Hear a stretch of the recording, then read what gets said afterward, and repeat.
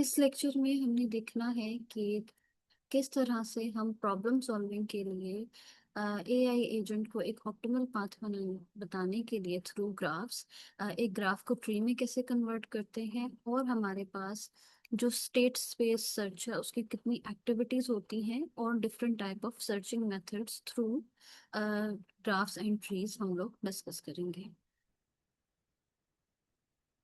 जो state space search strategies होती हैं वो हमारे पास दो तरह की होती हैं। स्टेट स्पेस हमारे पास क्या होती है, इसका पहले थोड़ा सा ओवरव्यू ले लेते हैं कि स्टेट स्पेस सर्च जिस तरह हमारे पास ग्राफ्स है, ग्राफ में जो भी एक नोड होता है उसको हम स्टेट बोलते हैं, और जितने भी नोड्स उस ग्राफ में अवेलेबल होंगे वो हमारी स्टेट स्पेस होगी। तो से स्टेट स्पेस सर्च में हमारी पहली टाइप है डेटा ड्रिवन सर्च। जो डेटा ड्रिवन सर्च होती है इसको हम फॉरवर्ड चेनिंग भी कहते हैं, यानी कि हम गिवन रूल्स और फैक्ट्स की बेस पे हम लोग गोल तक पहुंचते हैं।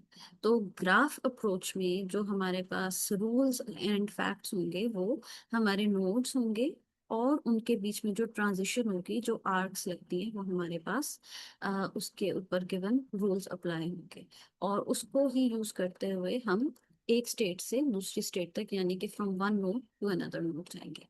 दूसरी हमारे पास सर्चिंग टेक्निक है गोल ड्रिवन सर्च, बैकवर्ड चेनिंग।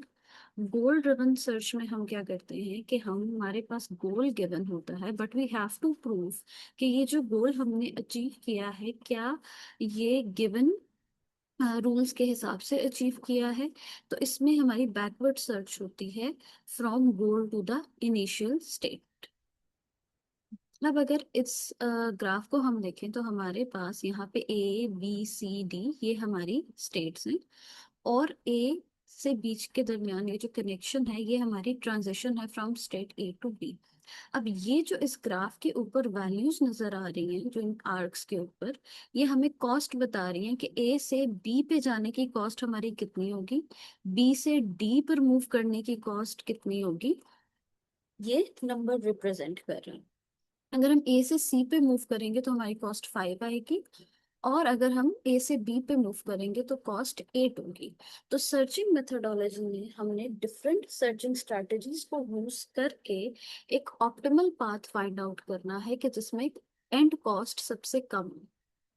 अगर हम इस ग्राफ को अज्यूम करें कि हमारे पास ए जो है ये इनिशियल स्टेट है, और जी जो है ये गोल है, मतलब हमने ए से जी तक मूव करना है, तो हमारे पास यहाँ पे ग्राफ में मल्टीपल पाथ्स मौजूद है। अब सर्चिंग एल्गोरिदम्स अप्लाई करने के लिए हमें इस ग्राफ को ट्री में कन्वर्ट करना होगा।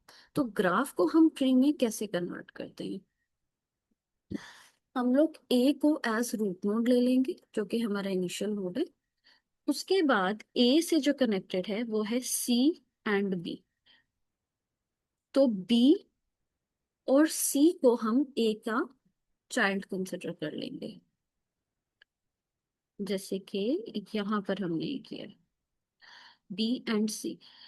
अब फर्दर अगर हम बी को देखें तो बी से हमारे पास कनेक्टेड है ए एंड डी।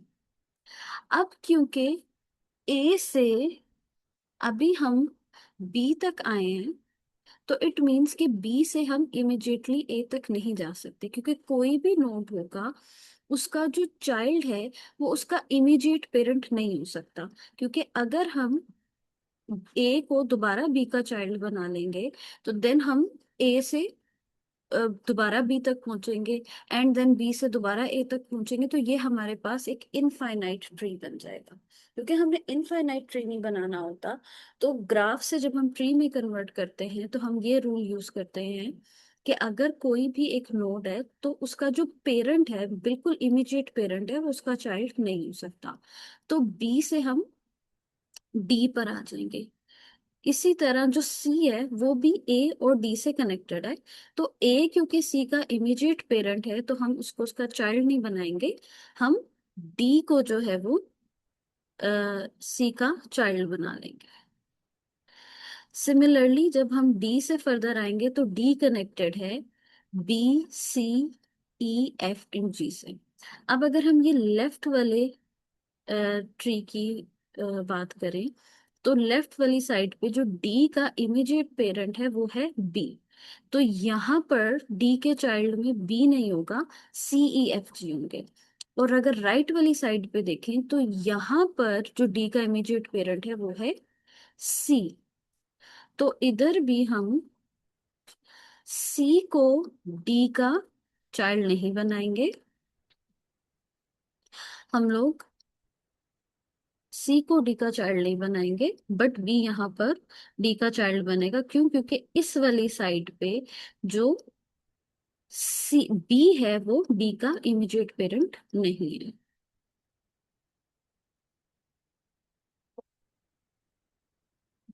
तो इस तरह से हम लोग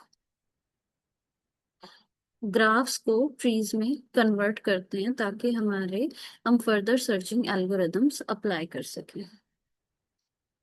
अब हमारे पास जो सर्च होती हैं वो दो टाइप की होती हैं, ब्लाइंड सर्च भी होती है और इन्फॉर्म्ड सर्च भी होती है। जो ब्लाइंड सर्च होती है उसमें हमारे पास जो है वो कोई भी रूल एज सच हम फॉलो नहीं करते या हम कॉस्ट नहीं देखते, हम ब्लाइंडली एक स्टेट से दूसरी स्टेट तक मूव कर जाते हैं। तो ब्लाइंड स्टेट की जो हमारे पास पहला एल्गोरिदम है वो है breath first search. Breath first search में हम क्या करते हैं कि हम इसी वाले ग्राफ को कंसिडर करेंगे जिसको हमने ट्री में कन्वर्ट किया। इसमें हम लेवल 0 से स्टार्ट करते हैं और ट्री को एक्सपैंड करते हैं थ्रू इट्स चाइल्ड्स। कि अगर हमने यहाँ पर ए है, ए अगर हमारा गोल है, ये हमने अचीव कर लिया तो हम यहाँ तक पहुंच गए, हम यहाँ पे अपनी सर्च रोक देंगे। मगर अगर ए हमारा गोल नहीं है तो हम उसके चाइल्ड्स को एक्सपैंड करेंगे और नेक्स्ट लेवल पे सारे चाइल्ड्स को देखेंगे। यानी कि यहाँ पर अगर ए पे हमें हमारा गोल मिल गया है तो वी आर डन। और अगर नहीं मिला तो हम लेवल 0 से लेवल 1 पे आएंगे और लेवल 1 के सारे नोड्स को चेक करेंगे। अब अगर लेवल 1 पे भी हमें हमारा गोल नहीं मिला तो then we will move to level 2 और लेवल 2 के सारे नोड्स चेक करेंगे। अब लेवल 2 पे भी हमें गोल नहीं मिला तो हम लेवल 3 पर आएंगे। लेवल 3 के हम सारे नोड्स को टर्न बाय टर्न चेक करेंगे। अब जिस तरह सी ई एफ जी, लेवल 3 पे हमें हमारा गोल मिल गया है तो इट मीन्स कि अब हम ट्री को फर्दर एक्सपैंड नहीं करेंगे, हम फर्दर लेवल्स को नहीं देखेंगे। तो ये हमारे पास शैलो सर्च होती है कि जिसमें हम लोग ट्री की बहुत ज्यादा डेप्थ पे नहीं जाते, हम इनिशियल लेवल से एंड तक चेक करते हैं ताकि हमारे पास जो है अपर लेवल्स में ही हमें हमारा गोल अचीव हो जाए और हमारी सर्च जो है वो बहुत ज्यादा एक्सपैंड ना हो। नेक्स्ट जो हमारे पास एल्गोरिदम है वो है depth first search. Depth first search में हम लोग लेवल वाइज एक्सपैंड नहीं करते, हम लोग रूट से स्टार्ट होते हैं और रूट का जो लेफ्ट मोस्ट चाइल्ड है, यानी कि जो बिल्कुल लेफ्ट मोस्ट पाथ है, हम उसको एक्सप्लोर करते करते उसके बिल्कुल लीफ नोड तक आ जाते हैं जब तक हमें गोल नहीं मिलता। और अगर हमें गोल यहाँ पर अचीव हो जाता है तो हम अपनी सर्च रोक देते हैं, अदरवाइज हम दोबारा से ऊपर मूव करते हैं और हम बाकी जो रिमेनिंग पार्ट है लेफ्ट साइड का यानी कि लेफ्ट सब चाइल्ड्स का वो चेक करते हैं। अब यहाँ पर हमारे पास जो डेप्थ फर्स्ट सर्च है उसमें हम ए को चेक करेंगे। अगर ए पे हमारे पास हमारा गोल अचीव हो गया then we will stop our search, otherwise हम उसका लेफ्ट चाइल्ड देखेंगे। लेफ्ट चाइल्ड भी हमारा गोल नहीं है तो हम बी का भी लेफ्ट चाइल्ड देखेंगे। डी भी हमारा गोल नहीं है तो डी में हम के बाद हम सबसे पहले उसका जो लेफ्ट मोस्ट चाइल्ड है सी उसको देखेंगे। सी भी गोल नहीं है तो हम सी का चाइल्ड देखेंगे। अब हम ए तक पहुंच गए और ए क्या है हमारा लीफ नोड आके, तो ए क्योंकि यहाँ पे लीफ नोड है, यहाँ पर इसके फर्दर चाइल्ड नहीं है तो हम बैकवर्ड मूव करेंगे। सी पे जाएंगे, सी का कोई राइट चाइल्ड नहीं है तो हम और बैकवर्ड मूव करेंगे और डी पे चले जाएंगे। इसी तरह जब हम डी पे पहुंचेंगे तो डी का चाइल्ड एक्सप्लोर करेंगे। डी का जो है एक ही चाइल्ड है वो है ई, वो भी हमारा गोल नहीं है। और ई के जब हम चाइल्ड पे आएंगे जो कि उसका ई का लेफ्ट मोस्ट चाइल्ड एक ही है जी, और जी हमारा गोल यहाँ पर अचीव हो गया तो यहाँ पर डेप्थ फर्स्ट सर्च जो है वो स्टॉप हो जाएगी। तो डेप्थ फर्स्ट सर्च में हम लोग left hand side of tree को पहले एक्सप्लोर करते हैं, अगर हमें वहां पे गोल मिल जाता है तो हम अपनी सर्च स्टॉप कर देते हैं, अदरवाइज हम जो है वो फर्दर ट्री को राइट साइड पे मूव करते रहते हैं। जो ब्रेथ फर्स्ट सर्च है इसको हम बीएफएस बोलते हैं। इसमें हम लोग जो है वो क्यू यूज करते हैं, इसको first in first out search भी कहा जाता है, कि जो आपके पास नोड पहले आएगा उसको हमने पहले एक्सप्लोर करना है। इस तरह यहाँ पे अगर हमने ये क्यू बना लिया तो ओपन ए, ए हमारे पास रूट है, इसको हमने चेक किया, it was not our goal, तो हमने इसे क्लोज में मूव कर दिया। अब इसी तरह ए के जो चाइल्ड है बी और सी, उनको हमने क्यू में इन क्यू कर दिया। अब बी भी हमारा गोल नहीं था, तो बी को भी क्लोज कर दिया। अब क्यू में क्योंकि ये होता है कि एक जब लाइन से निकलता है तो दूसरा लाइन में आगे आता है, तो सी आगे फॉरवर्ड हो गया, और बी क्योंकि बी क्योंकि क्यू से निकल गया था, तो बी का चाइल्ड जो डी है उसको हमने क्यू में एंटर करवा दिया। अब यहाँ पे सी को चेक किया, सी भी गोल नहीं है, तो सी जब क्यू से निकलेगा तो पहला वाला डी लाइन में आगे आ जाएगा, और दूसरा वाला डी जो सी का चाइल्ड है वो लाइन में इन क्यू हो जाएगा। क्योंकि हमारे पास यहाँ पर दो डीज हैं तो इसलिए हमने इसको D1 और D2 कर दिया फॉर डिफरेंशिएशन।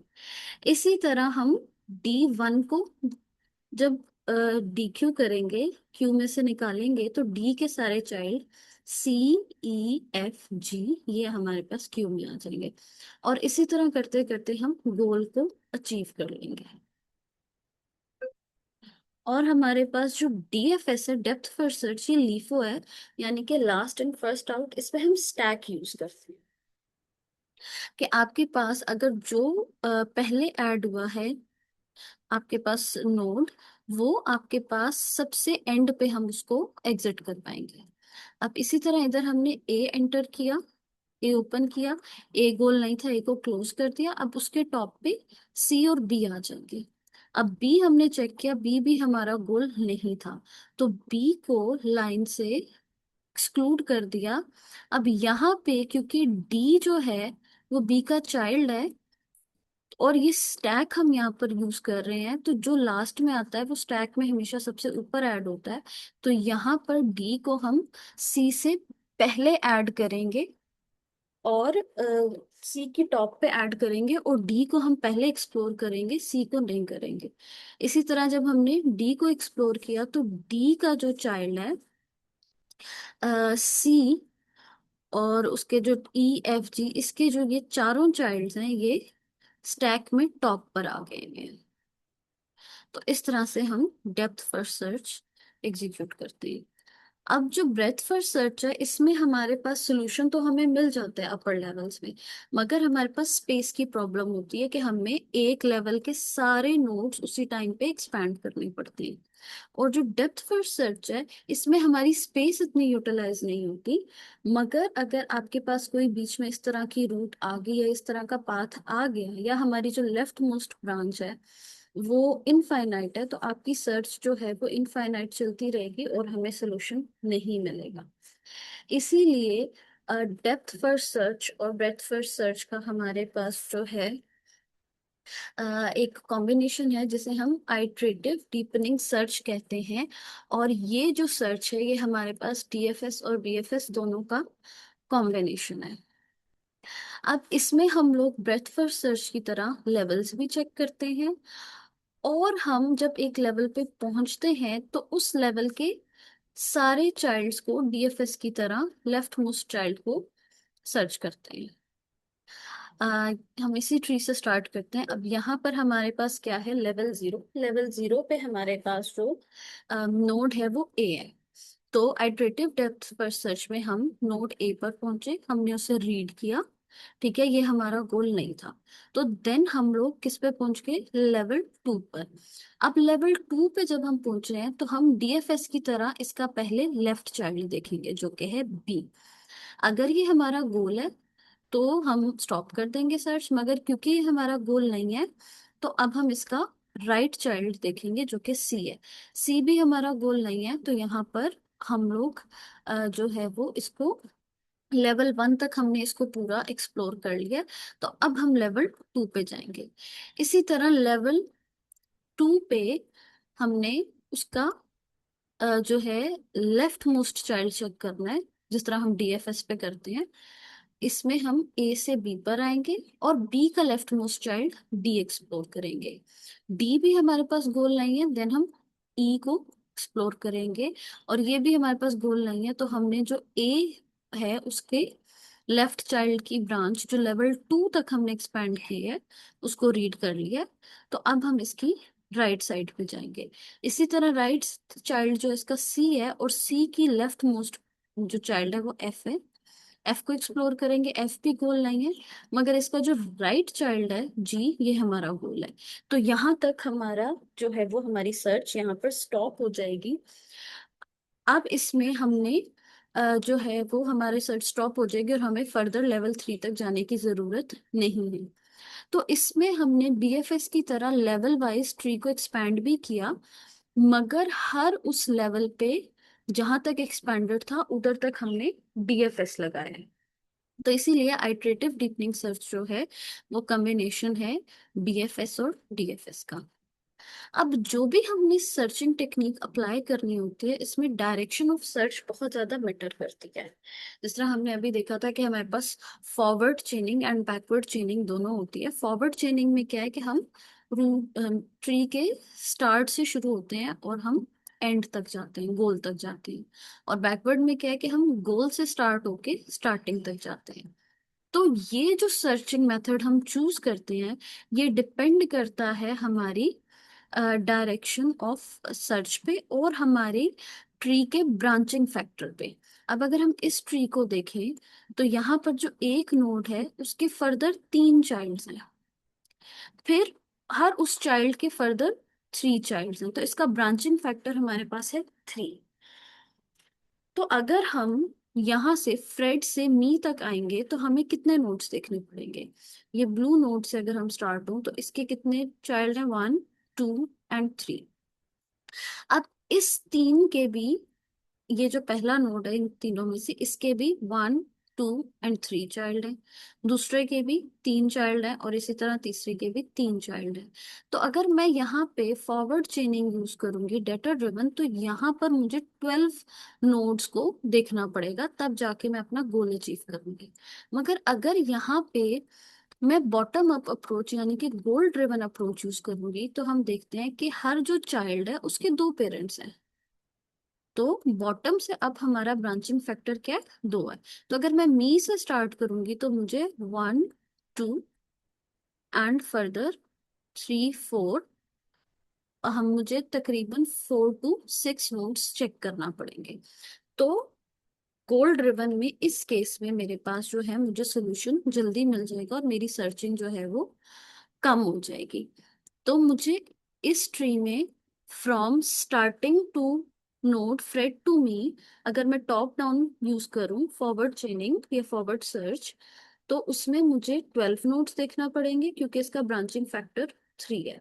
मगर अगर मैं bottom to top from me to Fred search करूं तो इसका ब्रांचिंग फैक्टर 2 है, तो यहाँ पे मुझे 6 नोड्स जो है वो सर्च करना पड़ेंगे, जो कि मेरे पास एक ऑप्टिमल टेक्निक है। तो डायरेक्शन ऑफ सर्च हम अपने ग्राफ के ब्रांचिंग फैक्टर्स को देखते हुए चूज करते हैं।